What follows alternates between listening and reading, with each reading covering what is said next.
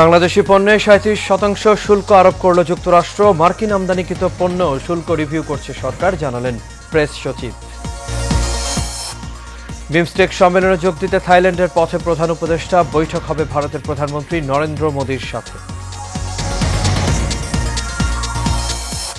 ঈদযাত্রায় আকাশপথে যাত্রী কমেছে 25%, বলছে বিমান সংশ্লিষ্টরা। ভিসা জটিলতায় ভাটা পড়েছে বিদেশ যাত্রাতে। এবং ঈদের ছুটিতে বিনোদন কেন্দ্রগুলোতে উপচে পড়া ভিড়, পরিবার পরিজন নিয়ে উপভোগ করছেন সাধারণ মানুষ। সবাইকে স্বাগত এশিয়ান নিউজে। দর্শক, পুরো সংবাদ জুড়ে আপনাদের সঙ্গে আছি আমি আনোয়ার রাজা। তখন শুনছিলেন বিআরবি কেবল ইন্ডাস্ট্রিজ লিমিটেড সংবাদ শিরোনাম। এবার চলে যাচ্ছি পুরো খবরে। প্রধান উপদেষ্টার প্রেস সচিব শফিকুল আলম বলেছেন, যুক্তরাষ্ট্র থেকে আমদানিকৃত পণ্যের ওপর আরোপিত শুল্ক পর্যালোচনা করছে বাংলাদেশ। জাতীয় রাজস্ব বোর্ড দ্রুততম সময়ে শুল্ক হার যৌক্তিক করার বিভিন্ন বিকল্প খুঁজে বের করবে, যা এই বিষয়টি সমাধানে অত্যন্ত জরুরি। সকালে নিজের এক ফেসবুক স্ট্যাটাসে তিনি জানান যে যুক্তরাষ্ট্রে বাংলাদেশের ঘনিষ্ঠ বন্ধু এবং আমাদের সবচেয়ে বড় রপ্তানি গন্তব্য। ট্রাম্প প্রশাসন ক্ষমতা গ্রহণের পর থেকে দুই দেশের মধ্যে বাণিজ্য বিনিয়োগ সহযোগিতা বৃদ্ধির জন্য একযোগে কাজ করে আসছে। যুক্তরাষ্ট্র সরকারের সঙ্গে চলমান আলোচনার মাধ্যমে শুল্ক ইস্যু সমাধানে ইতিবাচক অগ্রগতি হবে বলে আশা করছেন শফিকুল আলম।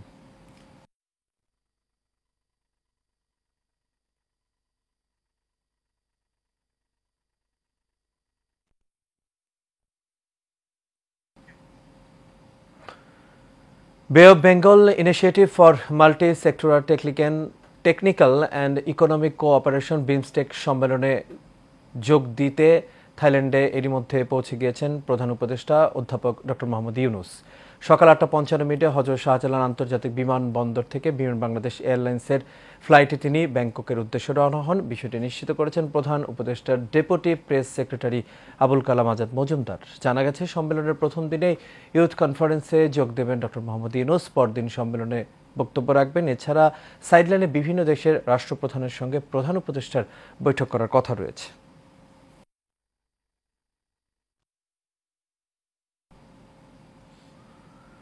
দর্শক, থাইল্যান্ড থেকে বিমস্টেক সম্মেলনের আর খবর জানিয়েছেন সহকর্মী শাফিউদ্দিন আহমেদ। শীর্ষ সম্মেলনে পররাষ্ট্রমন্ত্রী পর্যায়ের বৈঠক চলছে, যেখানে বাংলাদেশের পক্ষে প্রতিনিধিত্ব করছেন পররাষ্ট্র উপদেষ্টা তৌহিদ হোসেন। এই বৈঠকে আমাদের এই বঙ্গোপসাগরীয় অঞ্চলের যে 7টি দেশ আছে, সেই 7টি দেশের ভিতরে মেরিন ট্রান্সপোর্টের একটি চুক্তি স্বাক্ষর হওয়ার কথা আছে। বিমস্টেকের প্রথম অধিবেশনে বাংলাদেশের পক্ষে কথা বলেছেন পররাষ্ট্র সচিব জসিমউদ্দিন, যেখানে এই 7টি দেশের স্বার্থ সংশ্লিষ্ট বিভিন্ন বিষয়ে প্রস্তাব রাখা হয়েছে ঢাকার পক্ষ থেকে। আজ অন্তর্বর্তীকালীন সরকারের প্রধান উপদেষ্টা ডক্টর মোহাম্মদ ইউনূস এই শীর্ষ সম্মেলনে যোগদান করবেন। বিকেল 3টায় ইউথ ফোরামে বক্তব্য রাখার কথা আছে ডক্টর মোহাম্মদ ইউনূস, যেখান থেকে কৃষি, জলবায়ু, বিজ্ঞান, ব্যবসা বাণিজ্য সহ 7টি বিষয়ে কথা বলবেন ডক্টর মোহাম্মদ ইউনূস। আকাশপথে এবার ঈদযাত্রায় গত বছরের তুলনায় যাত্রীর চাপ প্রায় 25% কম ছিল বলে জানিয়েছেন সংশ্লিষ্টরা। বিমান কর্তৃপক্ষ বলছে, আগের বছরগুলোতে ঈদে বিদেশগামী যাত্রীর সংখ্যা ব্যাপক থাকলেও এবারে তাতে ভাটা পড়েছে। এছাড়া পর্যটনের জন্য আকর্ষণীয় দেশগুলোতে ভিসা জটিলতা থাকায় চাপ নেই টিকিটে। মোহাম্মদ শাহজাহানের ক্যামেরায় নূর মাহমুদ ভাইয়ের রিপোর্টে বিস্তারিত। ঈদযাত্রা স্বস্তি পেতে অনেকেই বেছে নেন আকাশপথ। এতে একদিকে যেমন সময় বাঁচছে, অন্যদিকে তেমনি কমে যায় ভোগান্তি। কয়েক বছর ধরেই ঈদযাত্রায় চাপ থাকে আকাশপথে, তবে এবছরের চিত্র ভিন্ন। এয়ারলাইন সংশ্লিষ্টরা বলছেন, এবার ঈদের আগে লম্বা সময় ধরে ছুটির সুযোগ থাকায় আকাশপথে চাপ কম। ওই ঈদের একদিন আগে বা 2 দিন আগে বা 3 দিন আগে সব একসাথে যাওয়া বিশাল চাপ, ওই জিনিসটা ছিল না। লোকজন 25-26 তারিখ থেকে ঢাকা ছাড়া শুরু করছে। বাট ওই ঈদের যেটা মূল চাপ হয় আকাশপথে, সেটা হচ্ছে আপনার সৈয়দপুর আর কিছুটা রাজশাহী, কিছুটা যশোর, এই 2টা রুটে। ইউএস বাংলা এয়ারলাইন্সের মহাব্যবস্থাপনা পরিচালক কামরুল ইসলাম জানান, পর্যটনের জন্য বাংলাদেশিদের প্রথম পছন্দের দেশগুলোতে রয়েছে ভিসা জটিলতা। এর প্রভাব পড়েছে বিমান টিকিটের উপর। বাংলাদেশি প্যাসেঞ্জাররা ঈদ উপলক্ষে যেসব ডেস্টিনেশনগুলোতে ট্রাভেল করে, লাইক দুবাইয়ের কথা বলি, কিংবা ইন্ডিয়ার বিভিন্ন গন্তব্য, সেখানে ব্যাংকক কিংবা মালয়েশিয়াতে, প্রত্যেকটা জায়গায় আসলে আমরা ভিসা সংক্রান্ত যে জটিলতাগুলো আছে সেইখানে আসলে আমি বলবো যে তারই একটা প্রভাব পড়েছে আকাশপথে এবারে ঈদযাত্রায়। সেখানে ইন্ডিয়াতে আমরা যেখানে 32টা ফ্লাইট অপারেট করি উইকলি, সেখানে আমরা মাত্র 5 থেকে 6টা ফ্লাইট অপারেট করেছি আমরা। এদিকে ট্যুর অপারেটর সংগঠন অ্যাসোসিয়েশন অব বাংলাদেশ আটাপ দাবি করছে এবারে ঈদযাত্রায় আকাশপথে সিন্ডিকেটের সৃষ্টি হয়নি। টিকেটের যে বিষয়টা, টিকেটেও এবার কোনো ঝামেলা ছিল না, যেহেতু বাড়তি কোনো ফ্লাইট অপারেট করতে হয়নি। খুবই সুন্দরভাবে নিয়মতান্ত্রিকভাবে মানুষ টিকিট ক্রয় করতে পেরেছে। অভ্যন্তরীণ রুটের প্রতিযোগিতা কম জানিয়ে আটাপ সভাপতি বলেন, এয়ারলাইন্স যখন বাড়বে তখনই টিকিটের দাম কমে আসবে। প্রতি বছরই অভ্যন্তরীণ রুটে আমাদের যাত্রী চলাচল বাড়ছে, এটা বাড়তেই থাকবে। এয়ারলাইন্সের সংখ্যা আমাদের বাড়াতে হবে, বিশেষ করে অভ্যন্তরীণ রুটে আমাদের কম্পিটিশন খুবই কম। যত বেশি কম্পিটিশন হবে যাত্রীরা তত বেশি কম ভাড়ায় টিকিটগুলো পাবেন। এক্ষেত্রে কম্পিটিশন বাড়ানোর জন্য সরকারকে ব্যবস্থা নিতে হবে, নতুন নতুন এয়ারলাইন্সকে উদ্বুদ্ধ করতে হবে যাতে তারা ব্যবসা করার জন্য আগ্রহী হয়। অভ্যন্তরীণ রুটে আরও বেশি এয়ারলাইন্স পরিচালনার জন্য সরকারকে উদ্যোগ নেওয়ার আহ্বান জানান আটাপ সভাপতি। সর্বোপরি আমাদের যাত্রীদেরকে সেবা দেওয়ার জন্য দেশের অভ্যন্তরীণ রুটে আরও বেশি এয়ারলাইন্স পরিচালনা করার জন্য সরকারকে উদ্যোগ নিতে হবে। নূর মোহাম্মদ ভূঁইয়া, এশিয়ান টেলিভিশন, ঢাকা।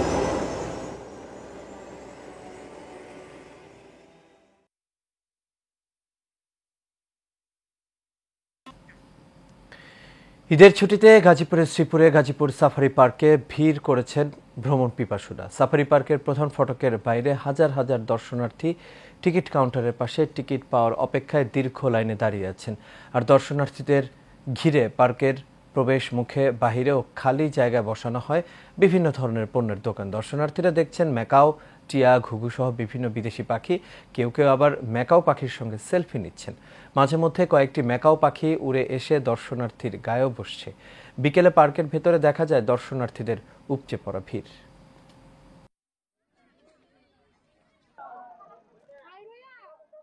আমরা ঢাকা থেকে আসছি এবং আমরা এখানে এসে অনেক মজা করতেছি।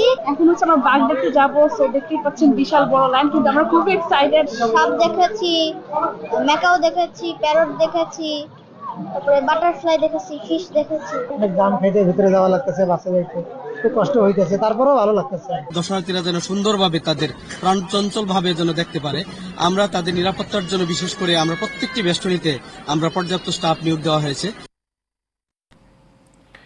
ঈদ উল ফিতরের টানা কয়েকদিনের ছুটি ঘিরে ঢাকার ধামরায়ে আলাদিন পার্ক বিনোদন কেন্দ্র সহ গুরুত্বপূর্ণ স্থানগুলোতে দর্শনার্থীদের উপচে পড়া ভিড় লক্ষ্য করা গেছে। পরিবার পরিজন নিয়ে তারা ভাসছেন ছুটির আমেজে। ঈদের আনন্দকে কয়েক গুণ বাড়িয়ে তুলতে সাধারণ মানুষ ভিড় করছেন বিনোদন কেন্দ্রগুলোতে। আশপাশের এলাকা ছাড়াও দূর দূরান্ত থেকে বিভিন্ন শ্রেণী পেশার মানুষ আসছে আনন্দময় সময় কাটাতে। অন্য সময়ের মতো এবারও দর্শনার্থীদের মূল আকর্ষণ ওয়াটার কিংডম। নেচে গিয়ে হই হুল্লোড়ে মেতে উঠেছে তারা।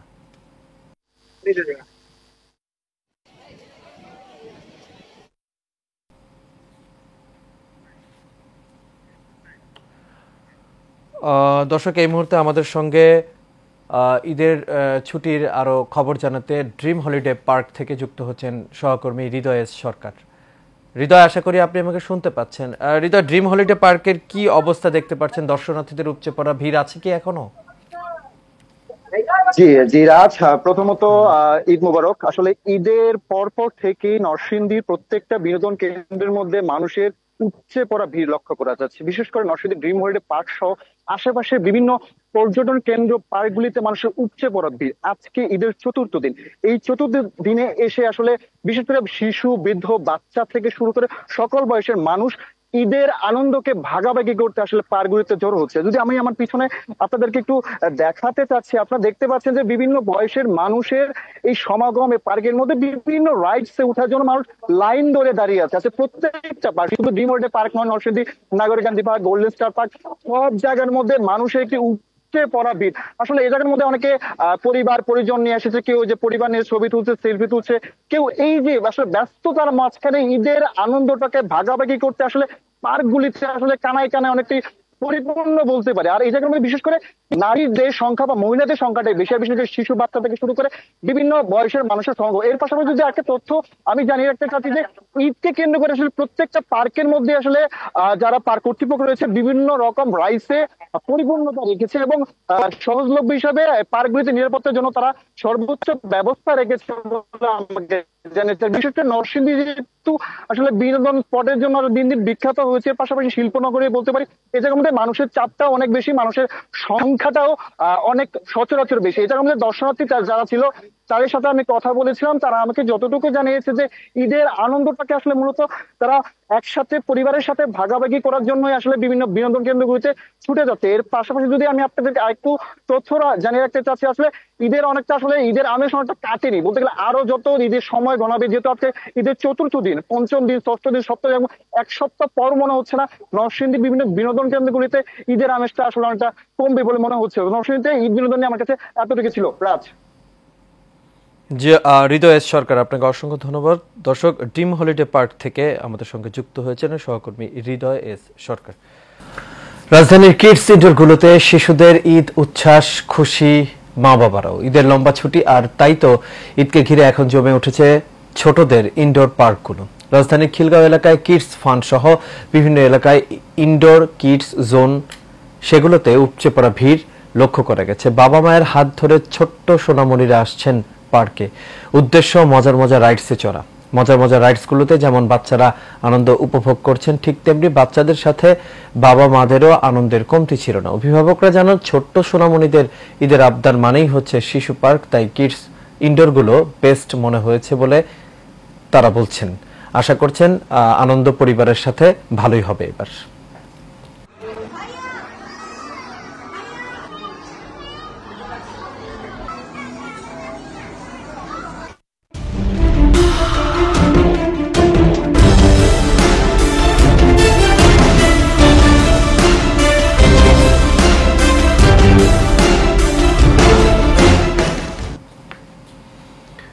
এবার সারা বাংলার খবর।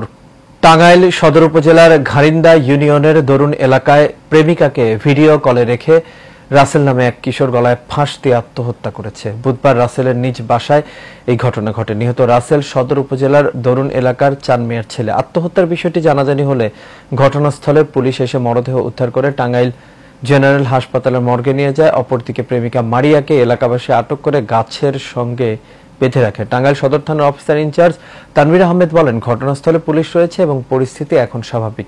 লিখিত অভিযোগ পেলে আইনানুগ ব্যবস্থা গ্রহণ করা হবে।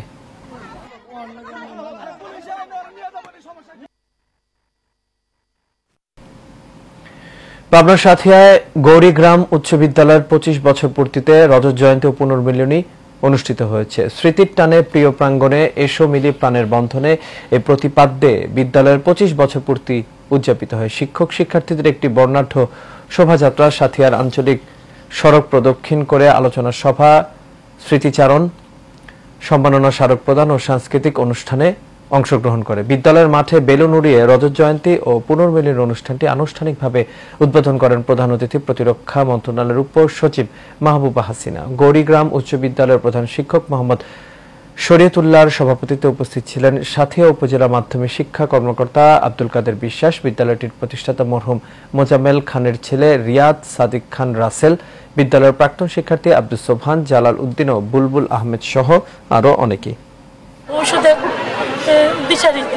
সেই দিক থেকে স্কুলটি উত্তরোত্তর উন্নতি কামনা করি এবং স্কুলের পাশাপাশি আছে বড় প্রোগ্রাম আসলে আমরা এত সুন্দর করে করতে পারবো, এটা আসলে কখনো কল্পনাই করি। গৌরীগ্রাম উচ্চ বিদ্যালয় আমাদের একটি অহংকারের জায়গা। আমরা আশেপাশে যত এলাকা আছে সর্বোচ্চ রেজাল্ট এখান থেকে ভালো করে।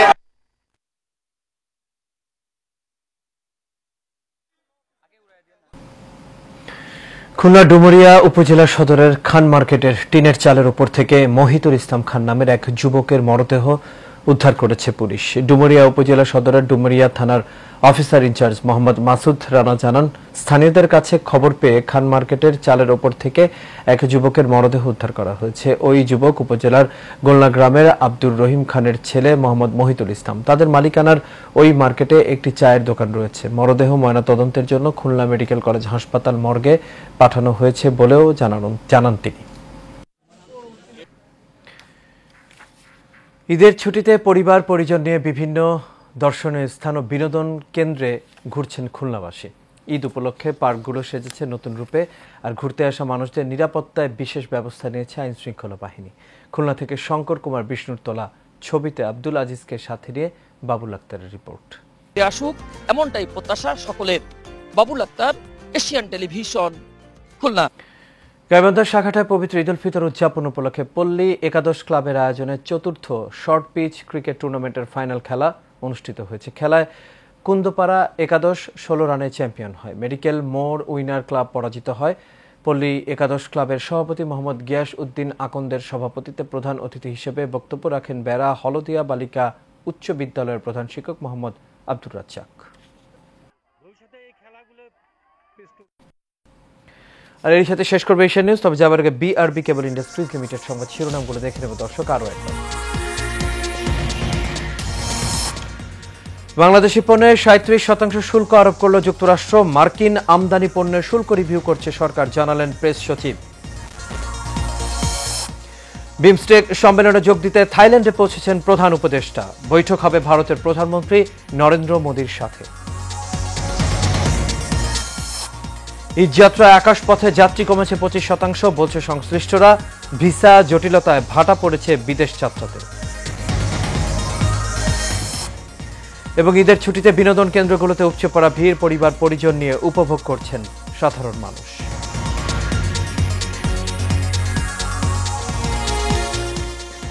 দর্শক, এই ছিল আমাদের এখনকার আয়োজন। আমাদের পরবর্তী সংবাদ দেখার আমন্ত্রণ রইল। এতক্ষণ সাথে থাকার জন্য সবাইকে ধন্যবাদ।